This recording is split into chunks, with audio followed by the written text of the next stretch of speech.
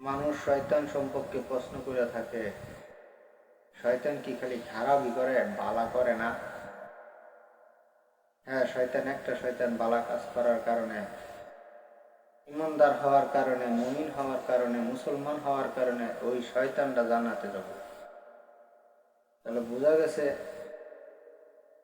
বালার সাথে সহবত ওঠা বসা করলে মানুষ বালা হয়, খারাপের সাথে ওঠা বসা করলে মানুষ খারাপ হয়। আল্লাহ রসুল জনাবে মুহাম্মদ রসুল্লাহ সাল্লাহ সাল্লামের সাথে যারা মহব্বত নিয়ে ওঠা বসা করছে, তারা এমন শ্রেষ্ঠ সম্মানিত ব্যক্তি হইয়া দুনিয়া থেকে গেছে, যাদের নাম কিয়ামত পর্যন্ত মানুষ শ্রদ্ধার সাথে, সম্মানের সাথে মানুষ জপে। রাসূল যেমন ভালো ছিল, তার সাথে যারা ওঠা বসা করছে তারাও ভালো ছিল। আবার ওই জমানারে আবু লাহাব, আবু জাহেল, উতবা, সাইবা, এদের সাথে যারা ওঠা বসা করছে তারা ঘৃণিত হইয়া, অপমানিত হইয়া দুনিয়া থেকে মৃত্যুবরণ করছে। তারা দুনিয়াতে মানুষ তাদের নাম ঘৃণার সাথে উচ্চারণ করে, মহব্বতের সাথে জপে না। আবু জাহেল নাম, এটা মানুষ তাদের সন্তানের নামও রাখে না। আবু লাহাব কারো সন্তানের নামও এই নাম রাখে না।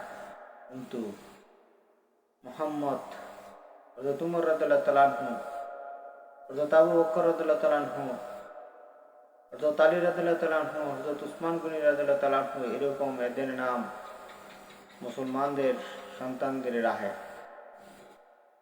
কেননা তারা জান্নাতি সম্মানিত মানুষ তারা ছিল। এই জন্য যে শয়তান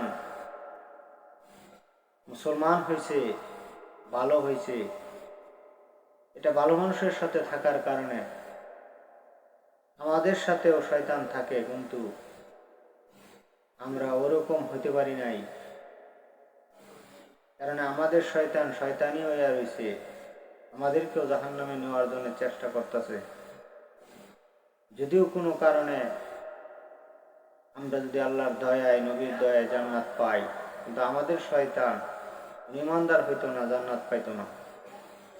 কিন্তু আল্লাহ রসুল জনাবে মুহাম্মদ রাসূলুল্লাহ সাল্লাল্লাহু আলাইহি ওয়াসাল্লাম বলেন, আমার সাথে যে শয়তানটা ছিল, এই শয়তানটা ইমানদার হয়েছে, মুসলমান হয়েছে।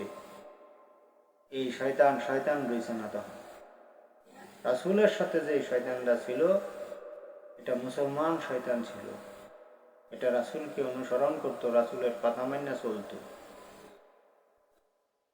কারণ রাসূল হইল সম্মানিত, তার সাথে সবসময় ওঠা বসা যারা করে এরাও সম্মানিত হয়ে যায়। শয়তান সবসময় ছিল, ওঠা বসা করছে, এই জন্য শয়তান মুসলমান হয়ে গেছে। শয়তান আর কাফের রয়েছে না, জাহান্নামী আর হয় নাই, ক্ষতিগ্রস্ত আর হয় নাই, ধ্বংস সে হয় নাই। আল্লাহ রসুলের সাথে যে শয়তানটা আছে ছিল, এই শয়তানটা মুসলমান ছিল, এই শয়তানটা ইমানদার ছিল। তাহলে বোঝা গেছে শয়তান উনিও রাসূলের সাথে থাকার কারণে জান্নাতি হয়ে গেছে, সম্মানিত হয়ে গেছে, দামি হয়ে গেছে। আর আমাদের সাথে শয়তান থাকার কারণে সে নিজেও শয়তানি করে, আমাদেরকেও মাঝে মাঝে ওনার দিকে নেয়, জাহান্নামের রাস্তায় চলা শয়তানে। কারণ আমাদের ঈমান দুর্বল, আমল কম, আল্লাহ রাসূলের প্রতি আমাদের বিশ্বাস কম। হাদিসের ভিতরে আল্লাহ রসুল জনাবে মুহাম্মদ রাসূলুল্লাহ সাল্লাল্লাহু আলাইহি ওয়াসাল্লাম উনি বলেন যে কোনো নবী করে দেখেও শয়তান ডরায় নাই, কেউকে দেখে শয়তান ডরায় নাই। কিন্তু আমার উম্মত হযরত উমর রাদিয়াল্লাহু তাআলা আনহুকে দেখে শয়তান ওই রাস্তা দিয়া যাইতেন না। যদি শুনতেন হযরত উমর রাদিয়াল্লাহু তাআলা আনহু ওই রাস্তা দিয়ে আসতেছে, রাসূলের সাথে শয়তান থাকার কারণে হয়েছেন মুসলমান। আর হযরত উমর রাদিয়াল্লাহু তাআলা আনহুর কাছেই ওই শয়তান থাকতেন না। আর সে যদি রাস্তা দিয়ে আসতেন, তো ওই রাস্তা দিয়ে শয়তান যাইতই না।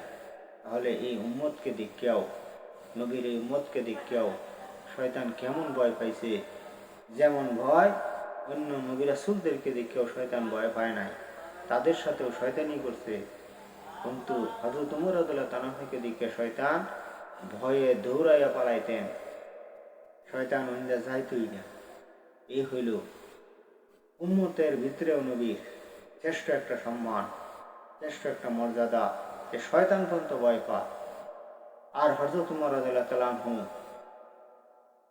উনি একদিন দেখে ভূমিকম্প হইতেছে মদিনাতে, উনি লাঠি হাতের মধ্যে করে নিয়ে বের হইলেন, জমিনের সাথে হযরত ওমর রাদিয়াল্লাহু তাআলা আনহু কথা বলতেছেন, তোর কত বড় সাহস, আল্লাহ রসুল জনাবে মুহাম্মদ রাসূলুল্লাহ সাল্লাল্লাহু আলাইহি ওয়াসাল্লাম রওজাতে শোয়া, আর তুই ভূমিকম্পন হইয়া জমিন কাঁপতাছস, সুতরাং তোর কি ভয় হয় না? জমিন এই যে চুপ হইছে, আজও পর্যন্ত আর মদিনাতে ভূমিকম্প হয় নাই, ভূমিকম্প এমনই বন্ধ হয়েছে। কাজেই জমিন এই উম্মতের কথা বুঝতেন এবং এই উম্মতের সাথে জমিন কথাও বলতেন, মাটিও কথা বলতেন। হযরত আলী রাদিয়াল্লাহু তাআলা আনহুর সাথে অনেক মাকলুকাত এরকম কথা বলছে, বোঝা গেছে উম্মতেরও দাম আছে। রাসূলের সাথে থাকার কারণে এই উম্মতেরও সম্মান মর্যাদা এত বাড়ছে, মাকলুকাতের ভাষা বুঝে মাকলুকাতের সাথে কথা বলে এবং শয়তান পর্যন্ত ভয় পায়, শুধুমাত্র রাসূলের সাথে সম্পর্ক থাকার কারণে। আল্লাহ সুবহানাহু ওয়া তাআলা আল্লাহ জাল্লা শানুহু আমাদেরকে বুঝ দিক, যে কথাগুলো শুনলেন আমল করার তৌফিক দিক। আপনারা আমার ভিডিওটি লাইক, কমেন্ট, শেয়ার, সাবস্ক্রাইব